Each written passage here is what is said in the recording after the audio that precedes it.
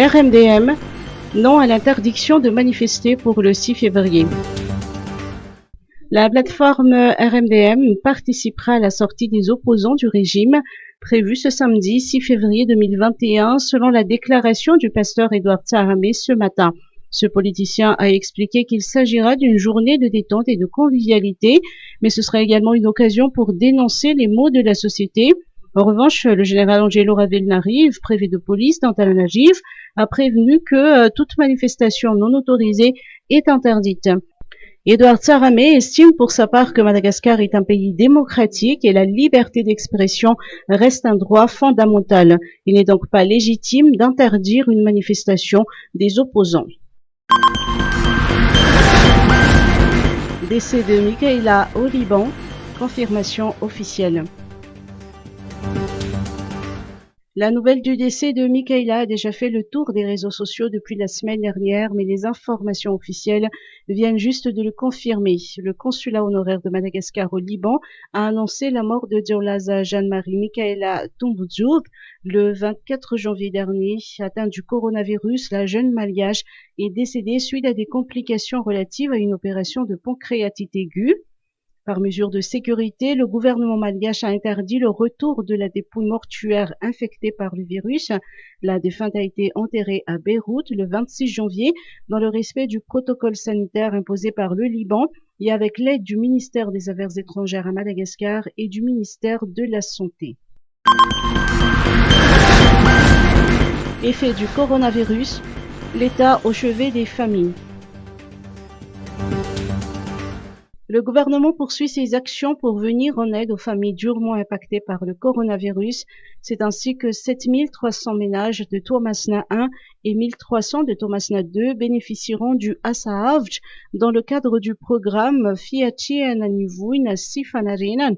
Cette initiative vise à venir en aide aux ménages en milieu urbain et suburbain victimes des impacts du coronavirus et de la sécheresse.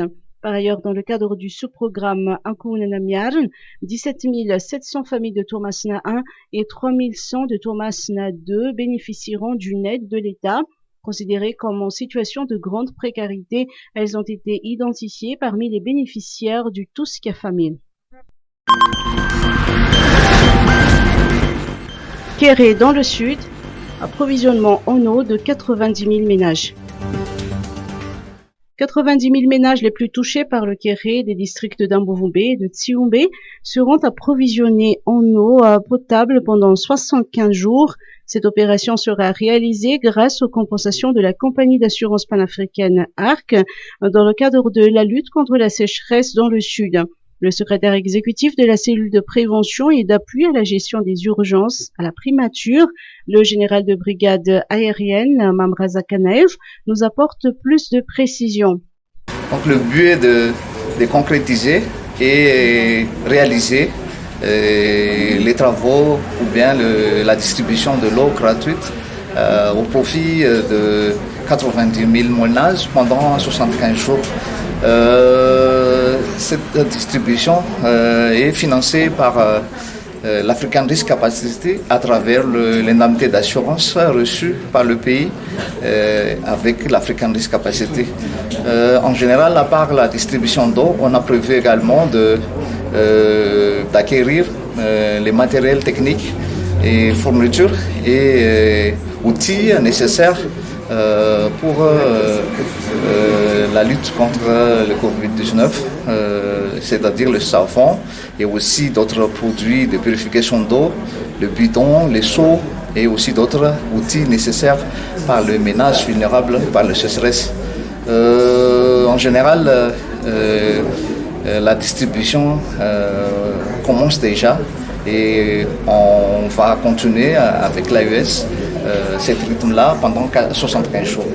Le protocole d'accord pour la réalisation de ces activités a été signé par le ministère de l'Eau, de l'Assainissement et de l'Hygiène, de la CPG-CU et de l'Alimentation en eau dans le Sud ou AES.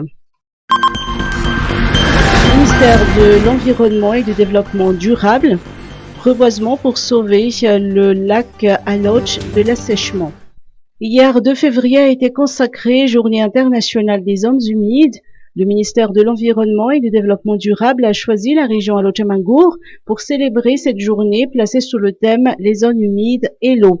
Cette année, le ministère a souligné le rôle des zones humides comme source d'eau douce et qu'il faudrait la purifier. Alochamangour dispose de 2 zones humides classées site Ramsar dans le lac Aloch et Turturfoot.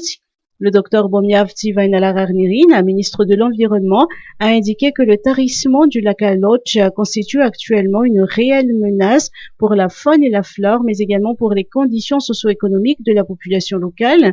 Pour sauver le lac de l'assèchement, le ministère de l'Environnement et du Développement durable a planté 8000 jeunes plantes sur une superficie de 4 hectares sur le terrain versant Menalou, commune en Bouitloz, en Batunjazak.